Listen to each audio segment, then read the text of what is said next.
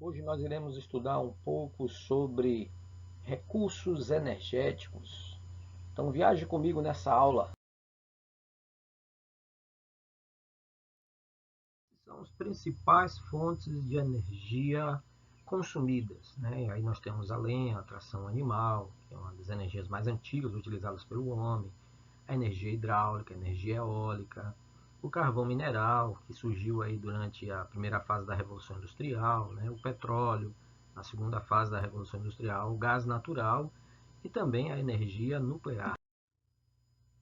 Segundo os dados do Ministério de Minas e Energia, aqui no Brasil, né, a fonte de energia mais consumida aqui no Brasil é o petróleo, 38,4%, seguido pelas outras fontes, né, 15% a energia hidroelétrica, 13,9% a cana-de-açúcar, 13,1% a madeira e biomassa e outras mais.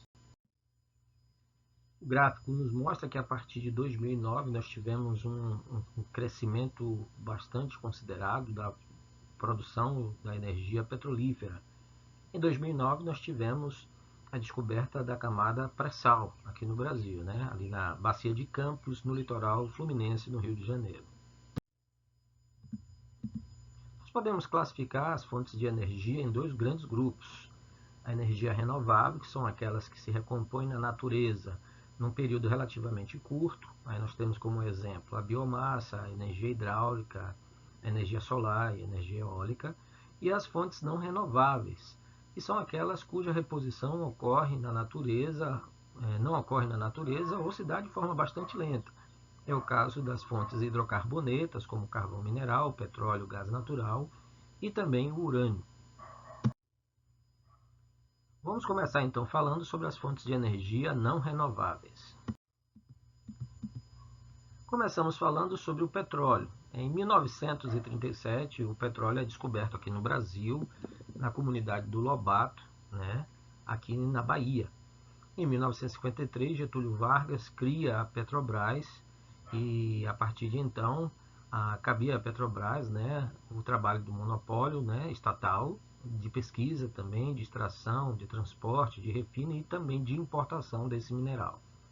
Em 1997, a Petrobras perde esse monopólio e o governo brasileiro cria a ANP, Agência Nacional do Petróleo. Hoje nós produzimos o suficiente para o nosso consumo, nós atingimos essa autossuficiência. Mesmo assim, o Brasil ainda importa petróleo de outros países, como é o caso do petróleo da Argentina, da Venezuela, da Argélia, Nigéria, Arábia Saudita e Iraque. Se bem que com relação à Venezuela nós estamos com as relações cortadas por conta desse problema aí entre o governo brasileiro e o governo de Nicolás Maduro. A maior parte do nosso petróleo ele vem da plataforma continental, ou seja, ele é extraído do relevo oceânico, que é encontrado em profundidades variáveis, né? A maior profundidade que nós temos aqui onde encontramos o petróleo está a mais de 6.000 metros de profundidade. Os grandes produtores nacionais, nós destacamos aí o Rio de Janeiro, que responde por mais de 80% da produção nacional de petróleo.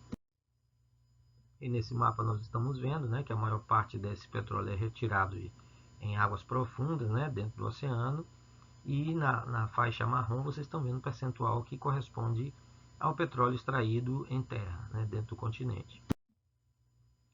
Nesse mapa vocês estão vendo que mais de 80% da produção nacional de petróleo é extraído aí do Rio de Janeiro. Em segundo lugar vem o Espírito Santo, né, com 10,7%.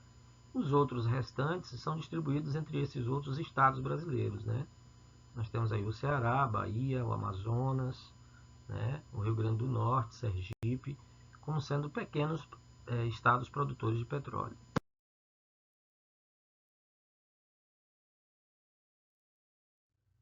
Bem, pessoal, nesse slide nós estamos vendo quais são as principais áreas, né, de importação de petróleo segundo a procedência.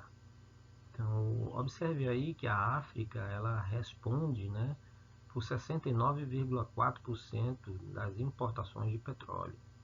né? Em segundo lugar, nós temos aí a região do Oriente Médio, com 25,9%. Mas um fato interessante, quanto mais desenvolvido é o local, maior a sua dependência. Olhe, por exemplo, aí a América do Norte, responde por 0,6%.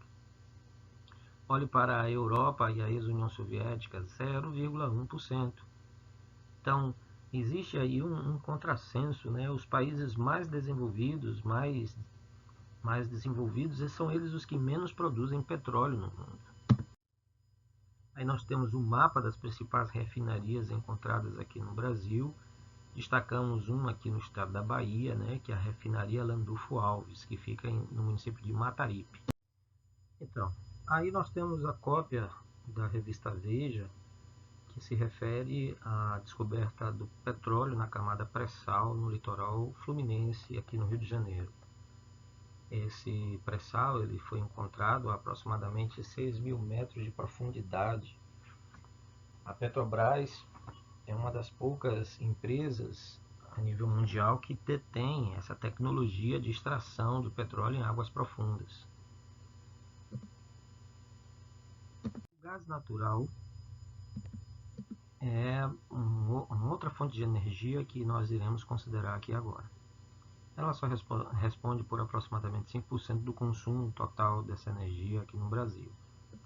O estado do Rio de Janeiro se destaca mais uma vez como sendo o maior produtor, com destaque aí a bacia de Campos, no litoral fluminense, no Rio de Janeiro. Foi construído um gasoduto fazendo a ligação entre o Brasil e a Bolívia. A Bolívia fornece muito gás para o Brasil. Esse gasoduto ele atravessa os estados do Mato Grosso do Sul, estado de São Paulo, Paraná, Santa Catarina e Rio Grande do Sul. O contrato com a Bolívia, né, estabelece a compra desse gás num período de 20 anos. Aí vocês estão vendo a construção desse gasoduto, fazendo a ligação da Bolívia, né, saindo de lá de Santa Cruz de la Sierra, atravessando o estado do Mato Grosso, São Paulo, Paraná, Santa Catarina, Rio Grande do Sul. A maior parte desse gás é extraído aqui no Brasil também em águas profundas, como vocês podem perceber aí no gráfico. O Rio de Janeiro responde por 45% da produção nacional, né, de gás natural, né? Como já falamos, a maior parte desse gás é extraído em águas profundas. Agora, falando sobre a questão nuclear, nós podemos falar que, de novo, o Rio de Janeiro se destaca, né? É nela que está inserida, né, o complexo das usinas nucleares de Angra 1, 2 e 3, né? São responsáveis por 27% da eletricidade consumida no estado do Rio de Janeiro, né? O Programa Nuclear Brasileiro ele foi criado no final da década de 60 e estabelecia como prioridade a construção de usinas nucleares, né? A construção de submarinos nucleares, que nós temos no total 9, né? 9 submarinos nucleares construídos com a tecnologia brasileira, né? E para uso medicinal. Um desses princípios para uso medicinal é a criação de mamógrafos, né? Aparelhos de mamografia para se fazer diagnóstico do câncer de mama. Inicialmente o Brasil fez um acordo com os Estados Unidos, depois com a Alemanha, né, para a transferência dessa tecnologia para a construção das usinas. Aí nós estamos vendo as fotos, né? Essa é melhor, estão vendo Angra 1, Angra 2 e Angra 3. Bom, o Brasil também se destaca, né, nessa fonte de energia, principalmente por causa das reservas de urânio que são encontradas aqui no Brasil. Destacamos aqui no estado da Bahia o município de Caetité, que fica localizado na região do sudoeste da Bahia, né? A concentração de urânio em Caetité é tão grande que até no reboco das casas da roça acusa a presença desse mineral radioativo. Carvão mineral. Nós somos muito pobres nessa fonte de energia, que foi muito importante para a primeira fase da Revolução Industrial lá na Europa, né? Então, os maiores produtores mundiais de carvão mineral são a Rússia, os Estados Unidos, a China, a Polônia e também a Alemanha. Nós temos poucas jazidas e o nosso carvão encontrado aqui ele tem um alto teor de cinza, o que não libera uma grande quantidade de energia calorífica. Os estados de maiores produtores são os estados do Rio Grande do Sul, Santa Catarina e o estado do Paraná. Aí nós estamos vendo, né, os tipos de carvão, né, celulose, tufa, lignito, hulha e antrácito. Nós estamos vendo aí o percentual de O2, percentual de hidrogênio e o percentual de carbono. Nesse caso, o nosso carvão ele é de baixa qualidade.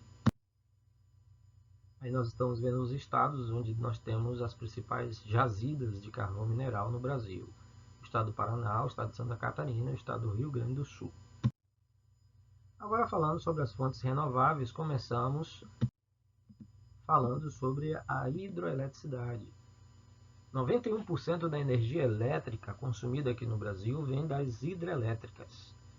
O nosso potencial é de 260 milhões de quilowatts e nós utilizamos na atualidade, né, algo em torno de 114 milhões de quilowatts. O nosso principal potencial hidrelétrico ele acontece porque a maioria dos nossos rios são de grande extensão, com grande volume d'água, portanto são caudalosos, e onde ocorre em regiões de planaltos e depressões, o que favorece a construção de hidrelétricas. A nossa bacia hidrográfica, com maior potencial instalado é a do Rio Paraná. Mas aqui possui o maior potencial, mas não pode ser plenamente aproveitado, é a bacia do Rio Amazonas.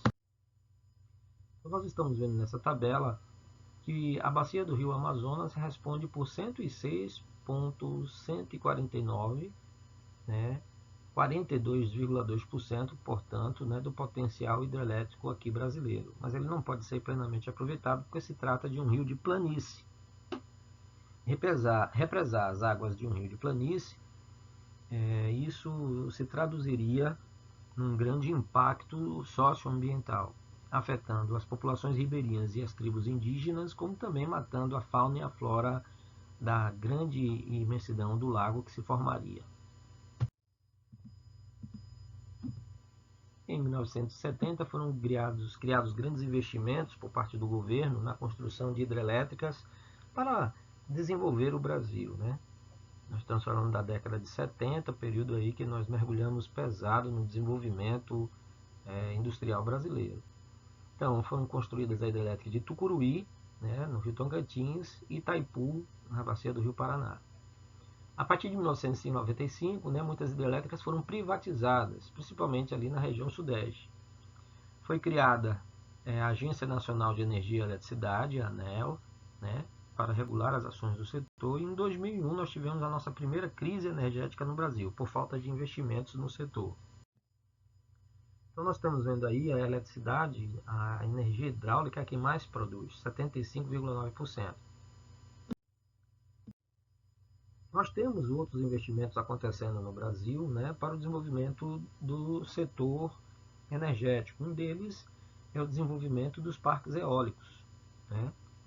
A outra que merece também destaque é a energia maré motriz, que obviamente usa a força do deslocamento das correntes marítimas, como o avanço e a regressão das marés, para a geração de energia. Outra fonte que merece destaque aí é a energia solar, que em algumas áreas do Brasil tem destinos totalmente diferentes.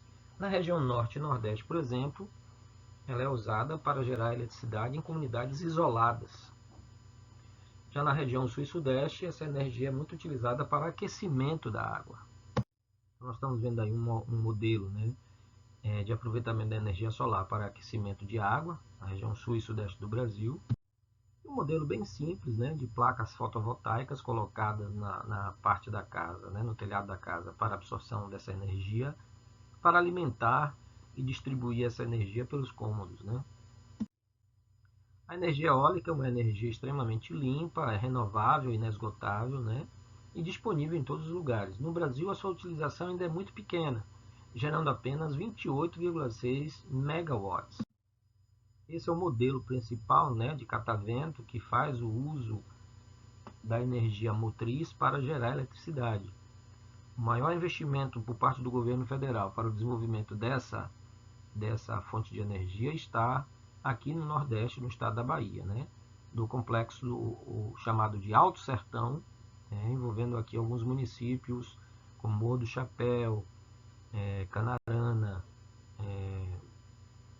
Cafarnaum e outras mais. Então esses são os principais áreas de desenvolvimento. Vocês estão vendo que pelo mapa aí ainda não está nem catalogado aí o estado da Bahia, mas o estado da Bahia é hoje o principal estado brasileiro na geração dessa fonte de energia.